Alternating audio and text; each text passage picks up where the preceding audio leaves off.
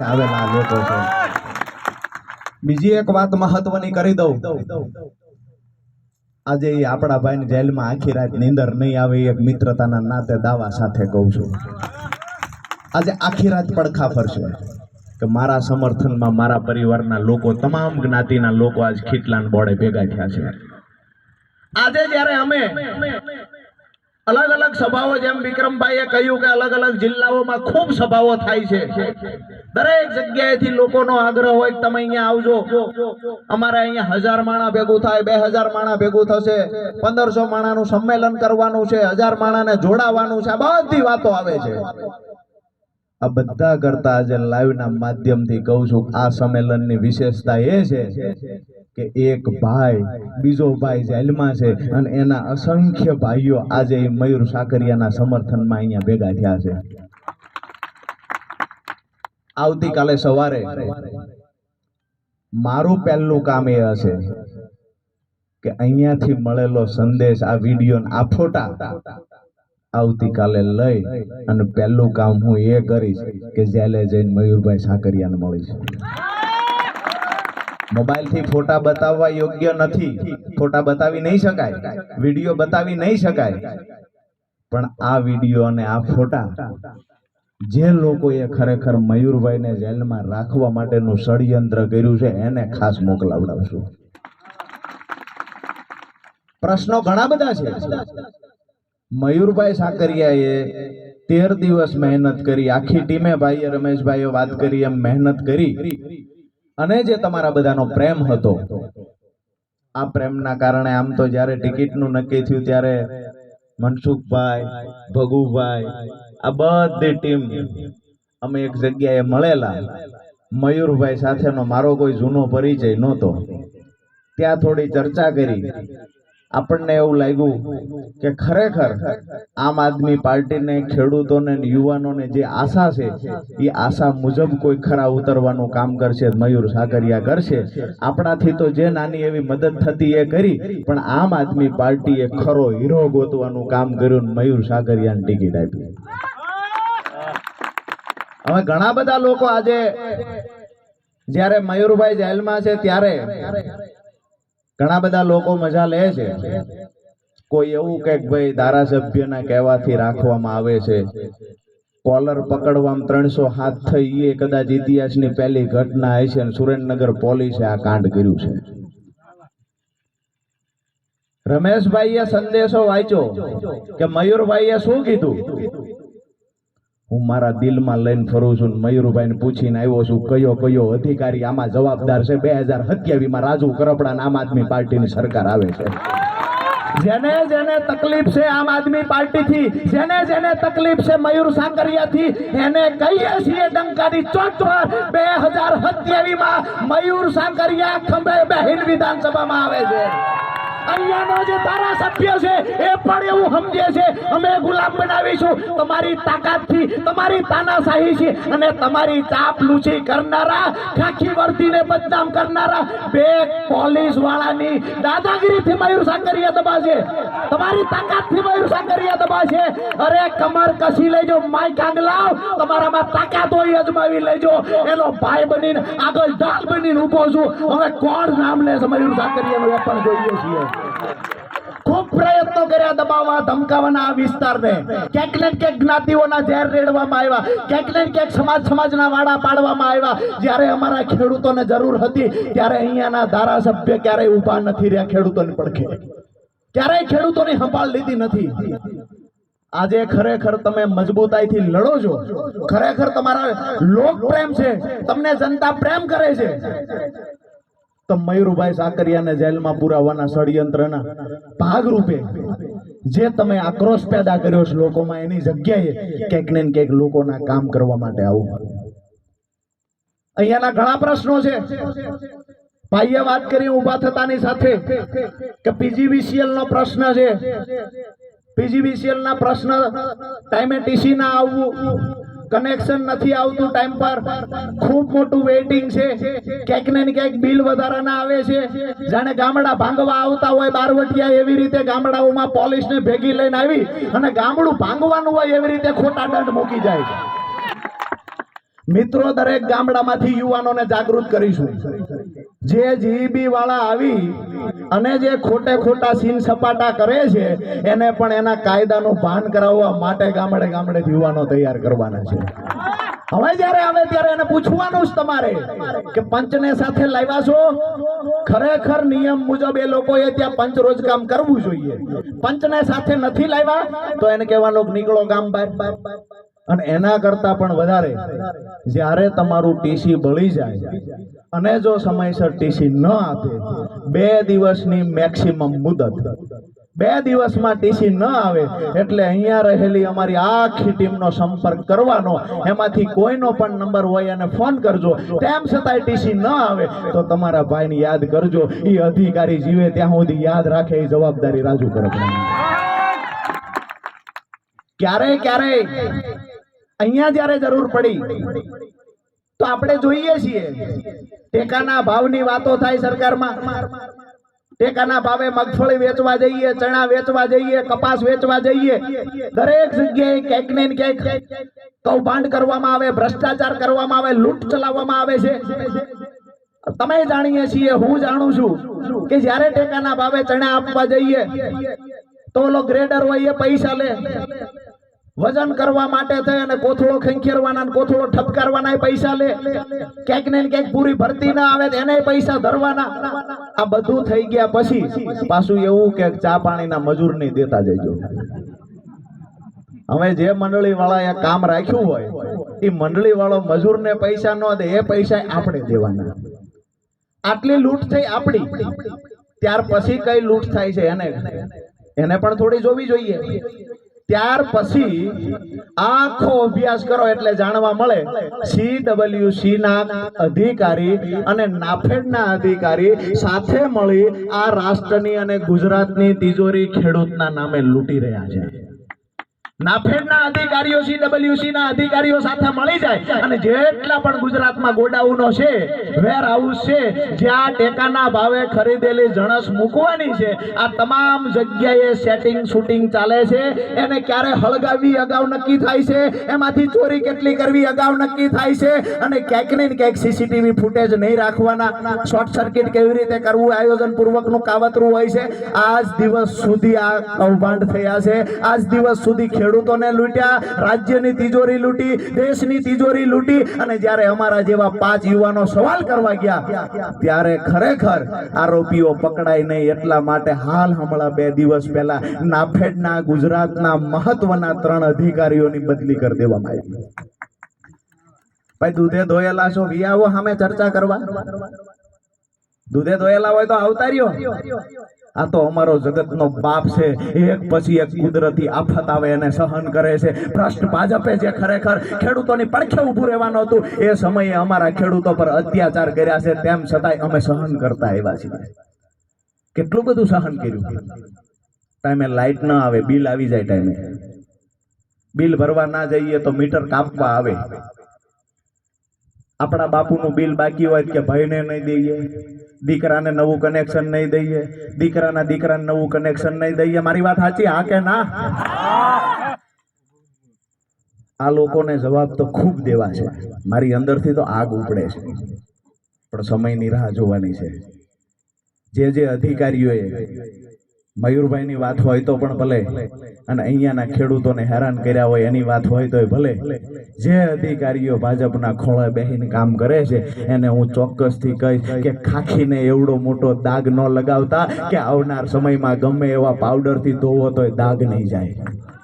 એવડો દાગ ન લગાવતા. અને તેમ છતાંય બહુ શોખ હોય તો એવા ભાજપના ઘણા નેતા છે જેને દીકરો નથી, દત્તક બનીને એના ઘરમાં. ઘણા બધા નેતા છે જેને ત્યાં વારસદાર નથી. જે ચાપલુસી કરનારા અધિકારીઓ છે એને કહીએ છીએ કે અમે કોંગ્રેસ વાળા નથી, આમ આદમી પાર્ટીના મજબૂત સૈનિક છીએ. એક પગ જેલમાં રાખશું, એક પગ પ્રજાની વચ્ચે રાખશું, ખેડૂતો માટે લડશું. આવનાર સમયમાં લોહી રડી દેવાની તૈયારી સાથે મેદાનમાં ઉતર્યા છીએ. અને જ્યારે પણ આ મેદાનમાં આવ્યા છીએ, જ્યારે આ જંગની શરૂઆત કરી છે, ત્યારે હું કાયમ માટે કહેતો આવ્યો છું, અમે મંગલ પાંડેને યાદ કરીને આવ્યા છીએ, અમે ભગતસિંહ સુખદેવ રાજગુરુને યાદ કરીને આવ્યા છીએ. અમે કહીએ છીએ કે ખરેખર દેશના પરિવર્તન માટે, આપણા બાળકોના ઉજળા ભવિષ્ય માટે, મહિલાઓની સુરક્ષા માટે થઈ અને મારા ખેડૂતોને દેણામાંથી બહાર કાઢવાનું સપનું જે રાજુ કરપડાએ જોયું છે, આમ આદમી પાર્ટીએ જોયું છે, અહીંયા બેઠેલા તમામ લોકોએ જોયું છે, આ સપનું સાકાર કરવા માટે આવનાર સમયમાં મજબૂતાઈથી મયુર સાકરિયાની સાથે ઊભું રહેવાનું છે, આમ આદમી પાર્ટીની સાથે ઊભું રહેવાનું છે। જવાબ બધાના દેવાના છે। ખૂબ ખૂબ દબંગાઈ કરી છે, બધાના જવાબ દેશું। સમયની રાહ જોઈએ છીએ। તાલુકા પંચાયત, જિલ્લા પંચાયતની ચૂંટણી આવનાર 5 મહિનાની અંદર આવવાની છે। ત્યાર પછી 2027માં વિધાનસભાની ચૂંટણી આવવાની છે। આજે પણ ડંકાની ચોટ પર કહીએ છીએ કે સુરેન્દ્રનગર જિલ્લામાં 5 વિધાનસભા છે। આવતીકાલે જો ચૂંટણી આવતી હોય ને તો આમ આદમી પાર્ટી 3 સીટો જીતે છે। આવતીકાલ ચૂંટણી આવતી હોય 3 સીટ જીતે છે અને જે ભાજપના વર્ષોથી અહીંયા ધારાસભ્ય છે એમનું ખૂબ મોટું સંગઠન છે, વિશ્વની સૌથી મોટી પાર્ટી હોવાની વાતો કરે છે। એને કહીએ છીએ રાત્રિના 11 વાગ્યા છે, 1 પણ રૂપિયો ભાડું દીધા વગર ખીટલાના બોર્ડે આવીને ઉભા રહીને કયો મારે સંખ્યા કરવી છે, જો 100 જણા થાય ને તો અમે રાજનીતિ છોડી 100 જણા થાય તો અમે તમારા અભિનંદન આપીએ, જાહેરમાં વખાણ કરીએ। આ ખરેખર લોકોની અંદરથી નીકળેલી આગ છે। આ ગુજરાતનું પરિવર્તન લાવશે, આ સાયલામાં પરિવર્તન લાવશે। લીંબડી વિધાનસભાની સાથે ખરેખર ગુજરાતમાં એક દાખલો બેસાડશે। માત્ર વિસાવદર વાળી થશે એવી તો અત્યારે વાતો થાય છે, આવનાર સમયમાં દેશમાં ઉદાહરણ દેવાશે, દાખલો બેસશે કે અમે ગુજરાત વાળી કરશું, આવું દરેક રાજ્યના લોકો કહેતા હશે। અને આ ક્યારે બતાવવાનું છે? હજુ જો કોઈને એવું લાગતું હોય કે હજી સમય નથી પાક્યો, એને કહીએ છીએ એક કોલર પકડવાના કેસમાં બંને પરિવારનું સમાધાન થઈ ગયું હોવા છતાં આજે મયુર સાકરિયાની વિરુદ્ધમાં સરકારનો હાથો બની જે અધિકારી એફિડેવિટ કરે છે, તેમ છતાંય જો તમારી અંદર આગ નથી ચમકતી, તમારી અંદર આગ નથી ફાટી નીકળતી, તો આપણી માએ પાડો પેદા કર્યા બરાબર વાત છે। ક્યારે કાયદાની બહાર કે બંધારણની બહાર જઈને રાજુ કરપડા વાત નહીં કરે, આમ આદમી પાર્ટી વાત નહીં કરે, પણ કોઈ અધિકારી કાયદાની બહાર જાય અને આપણા ભાઈને ફસાવવાના પ્રયત્ન કરશે તો એને કહીએ છીએ અમારા મુખ્યમંત્રીને જેલમાં પૂરવામાં આવ્યા ખોટા કેસમાં દબાણા નથી। સત્યેન્દ્ર જૈન આરોગ્ય મંત્રી 2.5 વર્ષ ખોટા કેસમાં જેલમાં રાખવામાં આવ્યા। ભાજપની સામે એક દોરાવાર નમતું આપ્યું નથી। ગ્લાસ ફેંકવાના આરોપમાં ચૈતર વસાવા પર 300 હાથ થઈ, એક દોરાવાર નમતું આપ્યું નથી। મયુર સાકરિયા પર તમે 300 હાથ કરો તોય ભલે, બીજા 10 કેસ કરવા હોય તોય ભલે, અમારી તૈયારી છે। જો ચૂંટણી આવી હોત તો જેલમાં બેઠા બેઠા મયુર સાકરિયાને ધારાસભ્ય બનાવવાની તૈયારી હતી। તમે એવું માનો છો કે આને જેલમાં પૂરી દઈશું એટલે અવાજ દબાઈ જશે, તમામ ખેડૂતો દબાશે, કોળી સમાજ દબાશે, માલધારી સમાજ દબાશે? જે લોકો આવો વ્યાયામ રાખીને નીકળ્યા છે એ લોકોને કહીએ છીએ દબાવવાનો વારો ભાજપનો, ભાજપના નેતાઓનો આવ્યો છે। एक कहावत है, सिर्फ हंगामा खड़ा करना हमारा मकसद नहीं, सिर्फ हंगामा खड़ा करना हमारा मकसद नहीं, हमारा मकसद है सूरत बदलनी चाहिए, हमारा मकसद है सूरत बदलनी चाहिए। आग मेरे दिल में ना सही तेरे दिल में जहां भी हो मगर आग जलनी चाहिए। આવનાર સમયમાં વધારે વિશેષ કાંઈ વાત નથી કરવી, ખૂબ લાંબો સમય થઈ ગયો છે, પણ જે મિત્રોના ખાસ કરીને ખેડૂતોના જે સ્થાનિક પ્રશ્ન છે, જ્યાં સુધી મયુરભાઈ જેલમાં છે ત્યાં સુધી હું એની જવાબદારી લેવા માટે આજે આવ્યો છું કે જ્યારે જ્યારે જરૂર પડશે ત્યારે લીંબડી વિધાનસભામાં જ્યાં પણ જરૂર પડશે ત્યાં તમારો નાનો ભાઈ બની અને મયુરભાઈ સાકરિયાની જવાબદારી નિભાવવા રાજુ કરપડા આવશે। બીજી વાત કે મયુરભાઈ છૂટે પછી તમારા માથા પર એ જવાબદારી મૂકું છું કે મયુરભાઈ છૂટ્યા પછીનું જે સંમેલન થાય એ સંમેલન એવડી તાકાતથી થવું જોઈએ કે ગુજરાતને ખબર પડવી જોઈએ। એટલું જ નહીં, દિલ્હીમાં બેઠેલા નરેન્દ્રભાઈ અને અમિતભાઈને પણ ખબર પડવી જોઈએ મયુર સાકરિયા કોણ છે ને એની તાકાત શું છે। આ બતાવવાનું કામ મારું અને તમારું છે।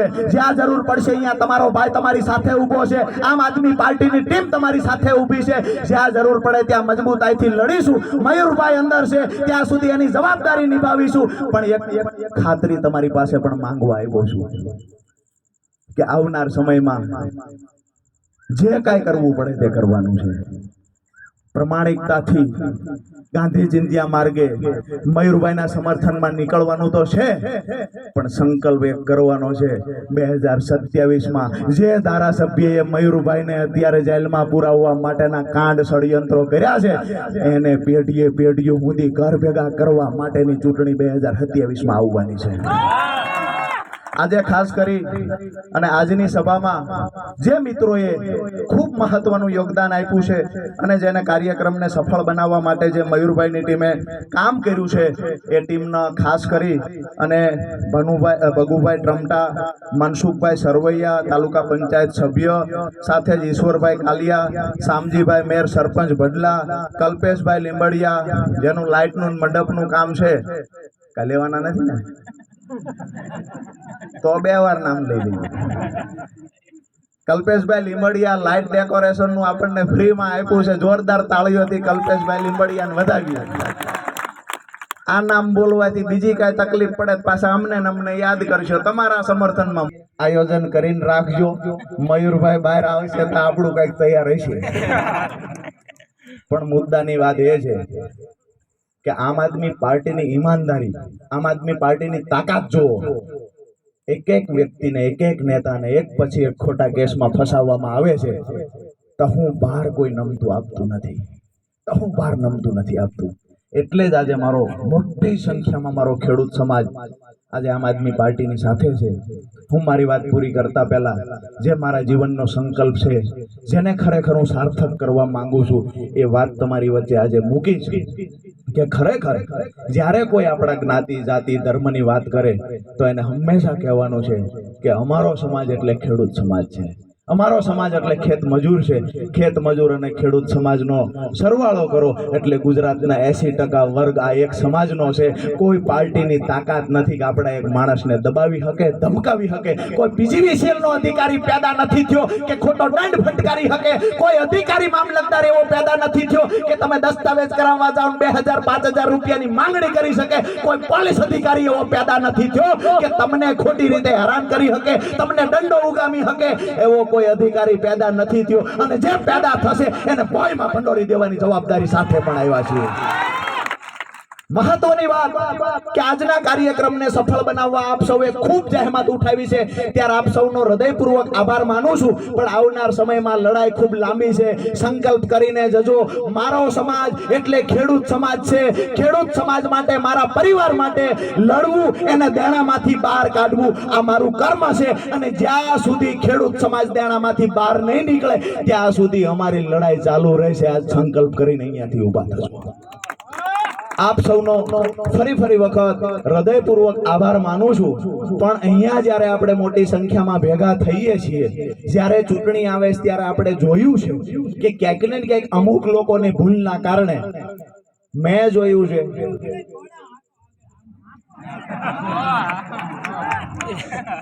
તમે બધા વાળું કરીને આવ્યા છો એટલે આજ મન બનાવીને આવ્યા છો કે રાતે જ્યાં સુધી હાલે ત્યાં સુધી હાકવું છે. અમારે હું નાનો હતો મેં જોયેલું બળદ હતા. એમાં એક દેશી બળદ હતો, એક વઢિયારો હતો. વઢિયારો બળદ છે એ થોડોક મારકનો. હવે ન્યા વાસરું ન્યા બાંધવી, ગાયું ન્યા બાંધીએ, અને આ બળદ ને તો સ્વાભાવિક છે કે લાંબી રાશ આપણે લાંબી રાશે બાંધ્યા હોય. હું બોલી નીણ બધાની નાખવી એ આ વઢિયારો એક ખાઈ જાય. બધાની નીણા વઢિયારો ખાઈ જાય.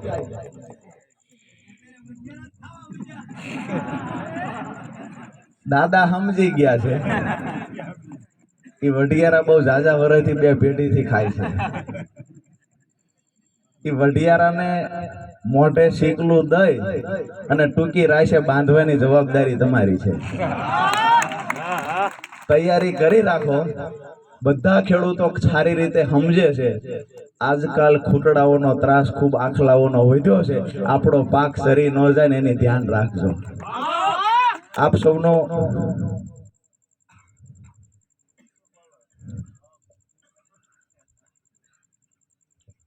અમે માંગ્યા બળદ કોકના એક દી ઉશીના લાવ્યા હોય ને એટલે આપણે કહીએ ને કાને મૂકી દો. મારા ગામમાં એક દરબાર હતા, એ કહેતા માંગ્યા બળદ ને પોરો ન હોય. ચીઠી ઉપર ચીઠી આપે જાય છે. એ વાત પણ છે જે પશુપાલકોની વાત ભાઈએ કરી. પશુપાલકો એટલે એમાં માત્ર માલધારી સમાજ નથી.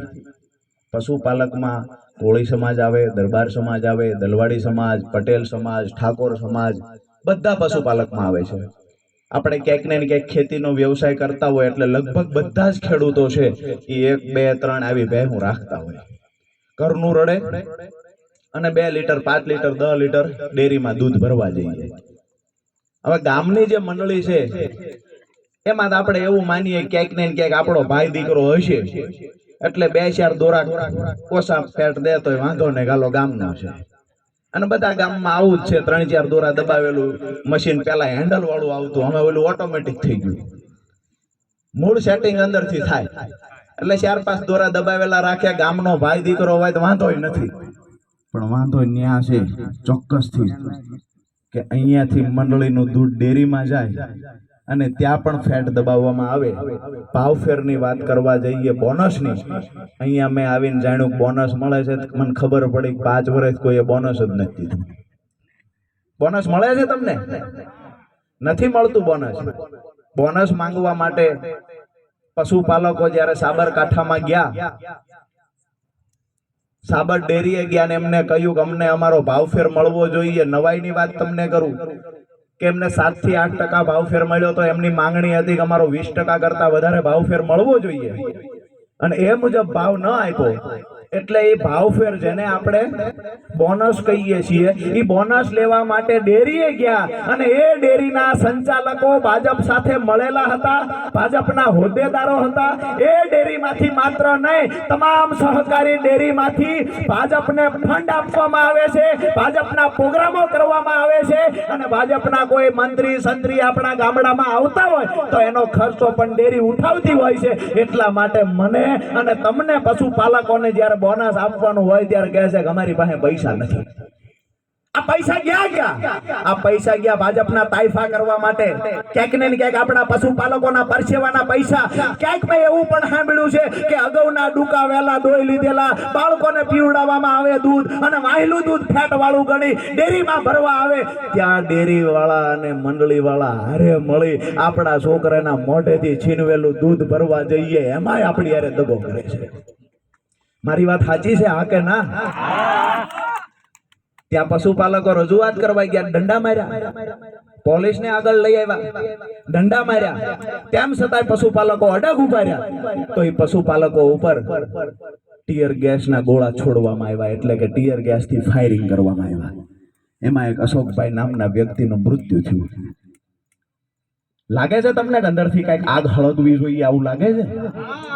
ક્યાંક ને ક્યાંક આપણો ભાઈ છે જેના ઉપર દંડા વરસાવવામાં આવ્યા. જ્યારે હું વાત સાંભળું છું કે મારા પશુપાલક ઉપર, જ્યારે વાત સાંભળું મારા ખેડૂત ઉપર એક દંડો પોલીસે માર્યો, વાત સાંભળું છું એ દિવસે, આજે શ્રાવણ મહિનો હોય, સૂર્યનારાયણની સાક્ષીએ કહું છું કે મારી અંદર આગ ભભૂકી ઉઠે છે કે મારા ખેડૂત ઉપર અમારા જીવતા જીવ પોલીસ દંડો કેવી રીતે મારી શકે.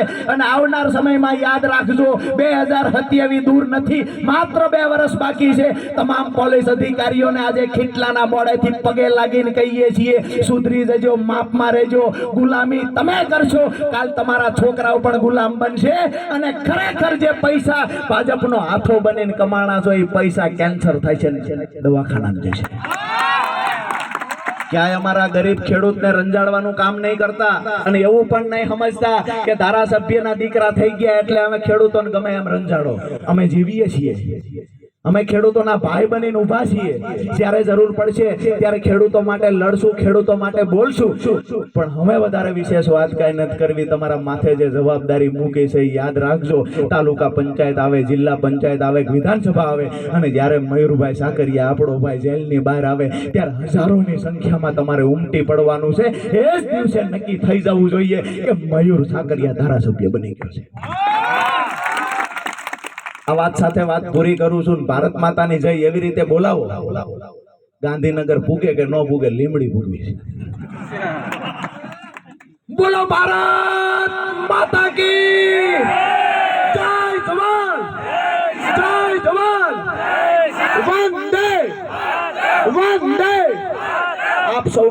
હૃદયથી ખૂબ ખૂબ ખૂબ ખૂબ આભાર.